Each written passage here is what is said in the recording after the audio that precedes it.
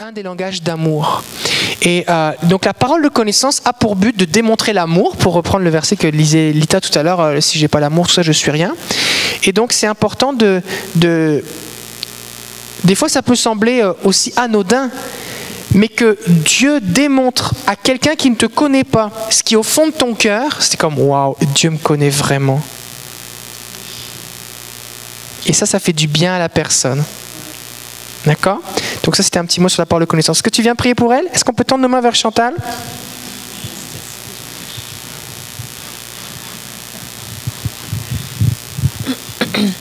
Premièrement, Seigneur, je veux te remercier pour Chantal, pour cette personne, Seigneur, que tu as pensé avant de créer pour donner cette femme, Seigneur. Je veux te remercier qu'elle soit ici avec nous ce soir. Et je te remercie pour les paroles, Seigneur, qu'elle soit libérée, Seigneur. Je libère ces paroles dans ton nom, Seigneur Jésus, ces promesses, Seigneur, que tu as pour elle, pour les projets que tu as planifiés pour elle déjà d'avance, Seigneur.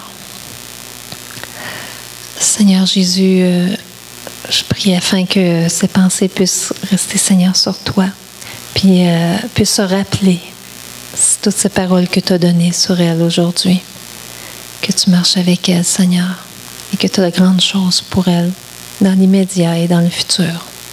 Dans le nom de Jésus. Amen. Amen. Donc dans la prophétie, il y a trois choses. Premièrement, il y a l'aspect de la révélation, c'est comment on reçoit les choses. Ça peut être une impression, un verset, une image, une pensée. Ça peut être la façon dont on reçoit les choses. Après, il y a l'interprétation. Bon, s'il y a un verset, il n'y a pas grand-chose à interpréter, ou si c'est une pensée claire, mais des fois, c'est nécessaire d'avoir une interprétation. Si, par exemple, on voit, une fleur en train de s'épanouir, si on voit un soleil noir, un ciel noir, et puis avec des nuages qui s'ouvrent et le soleil qui passe, ça peut nécessiter une interprétation. D'accord ? Et ensuite de ça, il y a ce qu'on va faire avec, il y a l'action. Donc on peut déclarer la parole, mais on va aussi prier. Prier en rapport avec ce qu'on a reçu. D'accord ? Donc il ne faut pas juste rester à l'aspect voici ce que je reçois du Seigneur, mais aussi agir avec, quoi, pour que ça s'accomplisse. Comprenez l'idée ? Et votre prière a besoin d'être longue parce qu'en fait elle vient juste en accord avec ce qui vient d'être déclaré. Ok, donc ici nous avions une autre personne qui avait été choisie. Il s'agit de Lita Groslo. Et donc du coup ça veut dire que tu as écrit et reçu quelque chose pour toi-même. Ben oui, je l'ai écrit.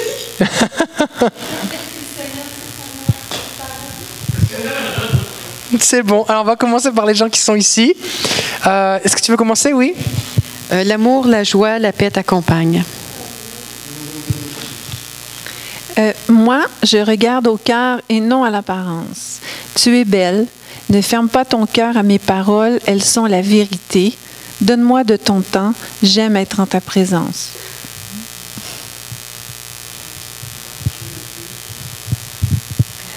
Moi, je voyais d'abord une couleur bleue.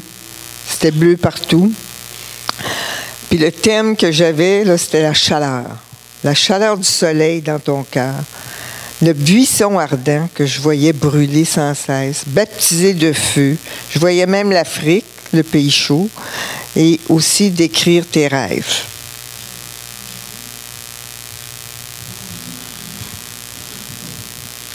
Alors, moi, j'ai reçu des paroles, je l'ai écrit comme ça venait dans ma tête. Prends courage, baisse pas les bras. Crois que ma présence est continuelle. Je suis saint et je n'ai pas changé. Mon royaume est disponible pour toi et tu peux y accéder. Alors, obéis à ma parole et tu seras sauvé. Amen. Chère fleur, tu es magnifique. Tu es un magnifique soleil à mes yeux. Je te protège. Amuse-toi. Sois en liberté avec ton Seigneur. Moi,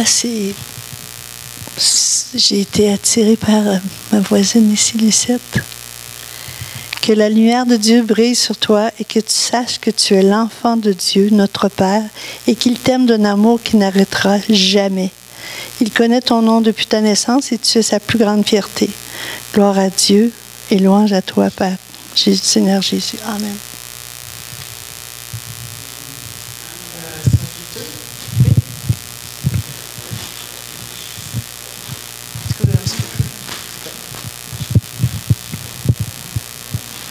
Tu as du prix à mes yeux, écoute ma voix et suis mon chemin.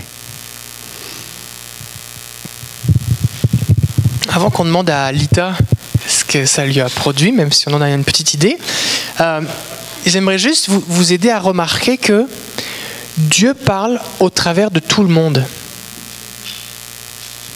Donc si vous cultivez dans votre église une atmosphère prophétique saine et sécuritaire, Dieu peut vous parler au travers de n'importe qui. Donc c'est important que vous soyez à l'aise de dire « Est-ce que tu pourrais prier pour moi ?» Et quand on est dans une culture prophétique, on peut dire « J'ai un besoin, par exemple, j'ai vécu une mauvaise journée. Est-ce que tu pourrais prier pour moi ?» Mais tu ne dis pas pourquoi. Prie pour moi. Et là, tu dis pas, bah là, dis-moi pourquoi prier. Tu dis, ok, je vais prier. Et tu dis, Seigneur, qu'est-ce qu'il faut que je prie? C'est quoi ta parole pour elle? C'est quoi ta bénédiction? Et là, tu pries. Mais tu n'as pas besoin forcément que ce soit le pasteur qui prie pour toi. Parce que le Saint-Esprit, il est dans chacun. Et donc, ça veut dire aussi, ne méprise pas la personne qui vient te parler. Peut-être que c'est quelqu'un, c'est la première fois qu'elle prophétise. Peut-être que c'est quelqu'un que tu ne connais pas trop. Peut-être que c'est une enfant. Mais c'est le même Saint-Esprit. Si tu reçois ton chèque de retour d'impôt, est-ce que tu vas décider de l'encaisser en fonction de l'âge du facteur? Peut-être. Ouais, lui, ça a l'air d'être un stagiaire, c'est un remplaçant, je ne sais pas trop là. Je pense que je vais mettre le chèque à la poubelle. C'est pas mon facteur habituel. Non, mais vous comprenez comme c'est ridicule? Fait que la personne qui prophétise, c'est juste le facteur. Donc il faut apprendre à reconnaître la source. C'est bon? Est-ce que tu veux dire un petit mot? C'est à cause que moi, j'avais écrit mon nom, mais j'avais dit, Seigneur, je ne sais pas pourquoi cette personne-là, tu y tiens vraiment que je dois y dire. C'est à moi. L'Éternel est bon pour ceux qui s'attendent à lui. Il est bon d'attendre en repos la délivrance de l'Éternel. Puis Psaume 126, 5 et 6, je ne sais pas c'est quoi, là. Puis c'est marqué pour toi, mon enfant. C'est à cause que moi, j'écris. Puis j'ai arrêté d'écrire. Parce que là, j'ai mal à mon bras. Puis ça m'a dit, mes paroles sont écrites dans ton cœur. Écris, ce n'est plus ta plume, mais la mienne. C'est à cause de un moment donné, j'ai eu un découragement. Puis j'ai voulu arrêter d'écrire. Psaume 126. 5 et 6. Ceux qui sèment avec des larmes moissonneront avec des cris de joie. Quelqu'un qui l'a dit tout à l'heure, non? Oui, c'est ça. Celui qui s'en va en pleurant quand il porte la semence à répandre revient avec des cris de joie quand il porte ses gerbes. C'était à moi. Oui, effectivement, j'avais besoin de paroles aujourd'hui.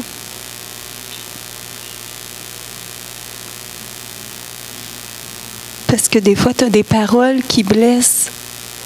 Puis ça fait comme un éclair en toi. Puis tu as envie de te décourager. Et puis là, ça me redonne la force parce que je me disais, Seigneur, je suis vraiment ta fille. Je ne sais plus quoi faire, là. J'ai mal à mon bras, je ne peux plus écrire. Je ne sais plus qu'est-ce qui se passe, mais maintenant, je sais que c'est Dieu qui me parle. Vraiment. Puis je vous en remercie. C'est quelqu'un qui veut venir prier pour Lita? Vas-y, vas-y. Est-ce qu'on peut tendre nos mains vers elle? On voit dans la Bible, Jésus a tendu les mains vers ses disciples et il les a bénis.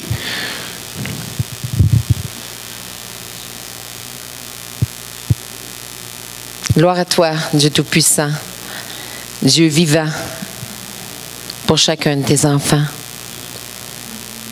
Merci pour ce que tu as donné à Lita, par la bouche de tes serviteurs et tes servantes. Par la puissance de Jésus-Christ, j'ordonne à son bras de relâcher la douleur, la tension, pour qu'elle puisse recommencer à écrire comme tu lui as demandé, pour ta gloire. Amen. Amen. Waouh. il y a une entrave à tes pieds, et j'ai vu que c'était délié sur la terre, délié dans le ciel, l'entrave qui à tes pieds. Amen. OK. Amen. Au nom de Jésus, Père, je décrète et je déclare que tout ce qui la garde captive, cette entrave à ses pieds, Seigneur, ce soir, Seigneur, elle est brisée dans le ciel, elle est brisée ici sur la terre. Et merci, Père. Je relâche, Seigneur, la liberté. Comme la prophétie, Seigneur, de la jeune fille ici, Seigneur, qui a dit, tu es dans la liberté. Tu es dans la liberté. Réjouis-toi, amuse-toi avec moi, suis-moi. Seigneur, je le relâche au nom de Jésus-Christ, cette nouvelle liberté, Seigneur, et merci que oui, ces entraves sont brisées dans le ciel et sur la terre. Amen. Amen. Merci, Lita. Jésus-Christ est la tête du corps et nous sommes les membres du corps. Et la vie de Dieu passe au travers des membres du corps. Est-ce que vous comprenez l'importance de maintenir l'unité dans l'Église ? Parce que quand l'unité est là, le Saint-Esprit peut agir au travers de nous. Et tout le monde est en bénédiction à tout le monde. Mais quand il y a des chicanes, des partis pris, lui je ne lui parle pas, elle je lui parle pas, elle m'énerve. Alors là, on attriste le Saint-Esprit. Parce qu'il ne peut plus passer de l'un à l'autre. Si lui je ne lui parle plus, le Saint-Esprit ne peut plus m'utiliser pour le bénir. Et vice-versa. Donc, l'unité, le pardon, la façon dont on parle les uns des autres, c'est très important.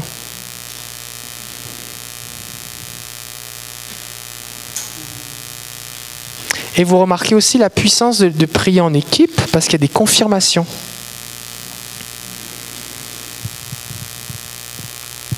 Donc quand vous priez, priez en équipe, priez par 2 ou 3 pour quelqu'un. Là, vous mettez tous à l'écoute. Là, vous commencez à prier chacun son tour. Et là, il y a des choses. Mais moi, j'avais reçu la même chose, ou j'ai une image qui correspond au verset que tu as vécu. Moi, j'avais le même verset, ou j'avais la suite, ou j'avais quelque chose de complémentaire. Et là, il y a une confirmation. Et tout le monde est encouragé. Celui qui parle en premier, celui qui parle en deuxième, la personne, elle sent qu'il y a une confirmation, il y a une unité de l'esprit. Et il y a une puissance qui est augmentée. Et aussi, ce qui se passe, c'est que les onctions qu'on porte les uns les autres, lorsqu'elles sont associées, se multiplient. Par exemple, Rita, tout à l'heure, elle a une image dans l'esprit de quelque chose. Et ça se peut que quelqu'un n'est pas habitué à voir des choses dans l'esprit. Mais parce qu'il va prier avec Rita pour quelqu'un, il va être comme sous son onction. Il va être comme influencé par son onction. Et tu peux commencer à voir des choses. C'est ça. C'est bon, non? Waouh, il est 10h moins le quart. Demain, j'ai une grosse journée, c'est l'anniversaire de mes 2 filles. Fait que là, je vais avoir plein d'enfants chez moi. Fait que j'ai besoin de dormir, je dois préparer des gâteaux. J'aimerais terminer par l'offrande. J'aimerais vous communiquer quelque chose d'important. La Bible dit que celui qui sème, eh bien, il va récolter. Celui qui sème peu, moissonne peu. Celui qui sème beaucoup, moissonne beaucoup. Et ce que je vais vous dire peut sembler contre-productif, mais c'est important que vous l'entendiez. C'est que la Bible ne dit pas que tu dois juste semer. Parce que Dieu te donne de quoi manger et il te donne de quoi semer. Donc il te donne du pain pour que tu le manges. La Bible dit que Dieu nous donne toutes choses pour que nous en jouissions. Il est un bon Père, il veut notre bien. Et il nous donne aussi en surplus de la semence pour qu'on puisse semer pour récolter. Maintenant, qui a déjà semé des tartines de pain, des tranches de pain dans la terre? Personne ne fait ça. Pourquoi? Parce qu'il va pourrir. Le pain, si tu le sèmes dans la terre, il pourrit. Les fourmis sont contentes, mais tu ne vas rien récolter. Tu ne vas pas récolter 3 sacs de pain si tu sèmes une tranche de pain. Par contre, si tu sèmes tes semences, là, tu vas récolter plus. Si tu mets une graine, tu vas récolter plus de graines. D'accord? Si tu sèmes un plant de tomate, tu vas récolter plusieurs tomates. Tu sèmes un grain de maïs, tu vas récolter plusieurs épis de maïs. Le blé, pareil. Et en fait, il y a un paradoxe, c'est qu'il y a des gens qui ne récoltent pas parce qu'ils ne sèment pas et qu'ils mangent leurs graines. Et il y a des gens qui sont dans la détresse parce qu'ils donnent leur pain ou qu'ils sèment leur pain. Et oui, c'est vrai, la Bible dit qu'il faut semer plus si tu veux récolter plus, mais il faut aussi que tu apprennes à manger le pain que Dieu te donne. Donc c'est important, dans la générosité, de comprendre qu'il y a des choses que Dieu t'a données et il faut apprendre à jouir de ce que Dieu t'a donné. C'est correct de manger ton pain, parce que si tu le mets dans la terre, de toute façon, il va pourrir. C'est pour ça que quand tu donnes, c'est important d'écouter le Saint-Esprit. Il y a plusieurs niveaux de générosité. Le premier niveau, c'est l'obéissance. Donne ta dîme. Ça, c'est... Tu donnes pas ta dîme, c'est du vol. Tu voles Dieu. C'est du recel. Puisque tu as quelque chose que tu gardes chez toi qui n'est pas à toi, c'est du recel. Bon. Après l'obéissance, il y a la générosité. Par exemple, eh bien, tu dis, tu as un cœur ceci, tu as un cœur cela, tu veux que l'œuvre de Dieu avance, tu es généreux. Puis après ça, il y a écouter le Saint-Esprit. Saint-Esprit, qu'est-ce que tu veux que je donne? Combien? À qui? Comment? Quoi? Et là, tu obéis au Saint-Esprit. Et ça, ce que ça veut dire, c'est qu'il y a des fois, le Saint-Esprit va te dire quelque chose qui est plus que ce que tu aurais voulu donner, mais des fois, le Saint-Esprit va te donner quelque chose de moins. Parce que la générosité, c'est pas un concours. C'est pas un concours entre les chrétiens, celui qui donne le plus. C'est pas quelque chose pour pas se sentir coupable. On donne pas de se dire, oh bah là, je me sens coupable si je donne pas tant, au moins, alors il faut que je donne tant. Fait que le Seigneur, c'est lui qui doit te conduire. Tu es un administrateur des biens que Dieu te donne. Est-ce que ça fait du sens? Donc, si tu donnes ton pain et que tu n'as rien à manger, que tu dis Seigneur, bah là, et le Seigneur dit, bah oui, mais je t'ai donné du pain, pourquoi tu ne le manges pas? Maintenant, si tu dis Seigneur, j'ai besoin de plus, il dit, bah oui, mais tu n'as pas semé ce que je t'ai demandé de semer, fait que tu ne peux pas récolter. Donc il faut un équilibre. Il faut un équilibre. Fait qu'on va faire un exercice maintenant. C'est le dernier exercice de la soirée. C'est l'offrande. On va demander au Saint-Esprit, Saint-Esprit, combien est-ce que tu veux que je donne pour l'école de ministère? Est-ce qu'il y a des gens qui sont mariés? Vous êtes mariés? Vous êtes ensemble? Oui, vous êtes mariés. Vous deux, au fond, vous êtes ensemble. Vous deux, là-bas, vous êtes ensemble. Fait que viens t'asseoir à côté de ta femme ou va à côté de ton mari. Et la raison pour laquelle je dis ça, c'est parce que c'est important, vu que le Saint-Esprit est à la fois en toi et en toi, il parle au travers de toi et de toi pour prophétiser pour des gens, donc ils peuvent vous donner une unité, un sens d'unité dans la façon dont vous donnez. Donc c'est ce qu'on fait avec mon épouse, quand on doit de faire une offrande, que ce soit pour quelqu'un qui est dans le besoin, un missionnaire, une œuvre, quelque chose de particulier, eh bien on prie et on demande au Seigneur un montant. Et ensuite de ça, on en parle ensemble. Et on se met en accord. Et souvent, on reçoit la même chose. Et c'est un exercice qui est bon à pratiquer quand on est en couple. Alors, si votre conjoint n'est pas là ou si vous êtes célibataire, ça marche aussi, d'accord? C'est bon que vous soyez en accord avec vous-même. Mais on va faire cet exercice de demander au Saint-Esprit. Et de la même façon que le Saint-Esprit vous a parlé pour prophétiser dans la vie de quelqu'un, mais il va vous diriger sur comment donner. Et ça, ce que ça veut dire quoi? C'est-à-dire que quand le Saint-Esprit va te parler sur ce qu'il faut donner, c'est lui qui va identifier ce qui est une semence et ce qui est du pain.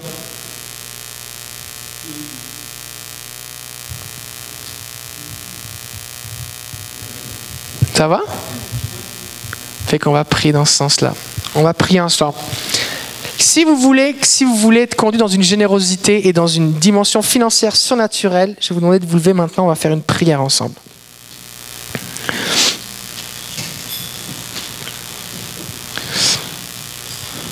Ok. Merci Père, parce que tu es bon, tu veux mon bien et tu veux faire de moi une source de bénédiction. Bénis-moi pour que les autres voient ta faveur sur ma vie. Bénis-moi pour que j'ai plus qu'assez pour mes besoins afin de bénir ceux qui m'entourent. Saint-Esprit, conduis-moi à semer ce que je dois semer, épargner ce que je dois épargner et manger ce que je dois manger.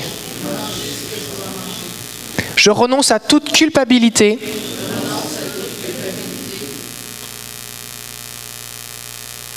À tout mensonge concernant les finances. Et je te prie de me guider dans la liberté. Saint-Esprit, combien veux-tu que je donne ce soir ?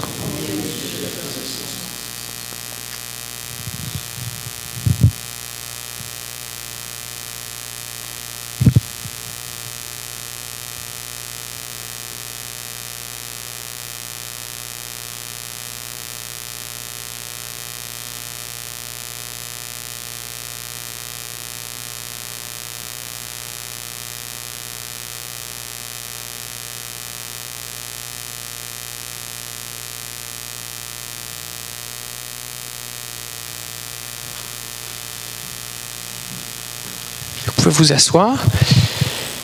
Si vous souhaitez donner par argent, je pense qu'il y a vous allez avoir des enveloppes. Vous pouvez donner. On a un panier. Je pense qu'on peut faire passer un panier. Je ne sais pas s'il y a quelqu'un qui peut faire passer un panier.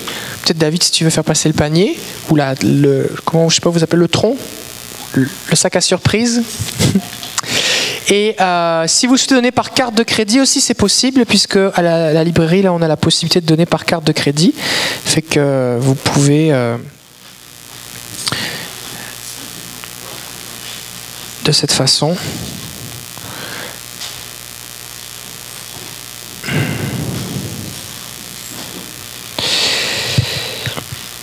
Donc ça a été un plaisir pour moi d'être avec vous pendant ces 3 semaines. Et puis j'ai hâte d'entendre des nouvelles de Pasteur Rita et Pasteur Jean-Yves de ce que vous vivez. Fait que je vous encourage vraiment à cheminer. Oui, les papiers, vous pouvez les donner, là, ceux qui étaient pour Chantal et ceux qui étaient pour... je ne sais plus qui était là.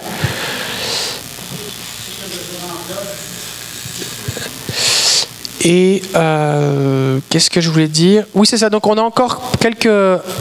On va clôturer là. Si vous souhaitez acheter un livre, c'est possible, ou mon livre, vous l'aurez. Donc juste pour mes livres, on va vous remettre un reçu, puis ensuite de ça, Pasteur Jean, il va recevoir les livres, il pourra vous les distribuer. Et donc vous pouvez aller sur le site de l'école et vous pouvez regarder tous ces enseignements. Et puis vous allez être bénis. Et puis je vous encourage vraiment à cheminer ensemble, d'accord? Partagez les trucs que vous vivez avec le Seigneur. Hey, j'ai prié pour un tel, j'ai une vision, j'étais en prière, le Seigneur m'a montré un truc, je me suis senti comme enveloppé. Partagez, ça va. Il faut parler des choses de Dieu pour donner la soif. D'accord? Trouvez les choses. Où est-ce que c'est dans la Bible? J'ai vécu tel truc. Oh, mais ça, moi, je connais ça, j'ai vécu ça dans la Bible. Et prier. Et aussi, un truc que vous pouvez faire, je terminais avec ça, c'est que quand vous avez vécu quelque chose, ça devient votre héritage familial. Parce que Dieu ne fait pas de favoritisme. C'est le même. Imaginons par exemple que Suzanne vit quelque chose, vit une expérience. Elle le partage. Et là, on va prier. Suzanne va prier pour que les autres puissent vivre la même chose. Parce que ce qu'elle a expérimenté, ce qu'elle a goûté, c'est aussi pour les autres. C'est bon? Donc, plus vous allez partager ce que vous vivez avec le Saint-Esprit, plus les gens vont dire « Oh, mais ça c'est possible. Oh, ça existe. Oh, je ne savais pas. Oh, mais c'est dans la Bible. Mais je ne pensais pas que moi aussi je pouvais le vivre. Mais si tu l'as vécu, je peux le vivre. » Et là, on se met à vivre de plus en plus. Et le surnaturel, la révélation, la guérison, la prophétie, toutes ces choses que Dieu fait, devient le normal. Et quand ça devient le normal dans l'Église, alors plus facilement, vu que c'est normal, plus facilement, on peut le rendre normal autour de nous. Alors, soyez bénis. Je vous souhaite une bonne soirée. Et puis... écrivez-moi vos témoignages. Si vous vivez des trucs en regardant les enseignements de l'école, vous vivez des expériences, des guérisons, tout ça, il y a une adresse courriel sur le site de l'école, vous m'écrivez, partagez-moi votre témoignage, ça va m'encourager de ce que vous vivez. Et ça va encourager les autres. Merci. Merci, Pasteur David. On va prier pour vous. Est-ce qu'on s'engage à prier pour Pasteur David, son épouse, qui s'en vont en l'île de la Réunion? Alors... on les accompagne dans la prière. Aussi, demain, à partir de 3h, on a une petite corvée, un peu de nettoyage. Et demain soir, à partir de 7h30, il y a un feu de joie. On va faire la louange. Ici, derrière l'église, on a un voyage de palette qui est déjà rendu. Fait qu'on va mettre le feu. Pas à baraque, là, mais on va mettre le feu dans... On va aller chercher la présence de Dieu. Alors, soyez bienvenus. Hein?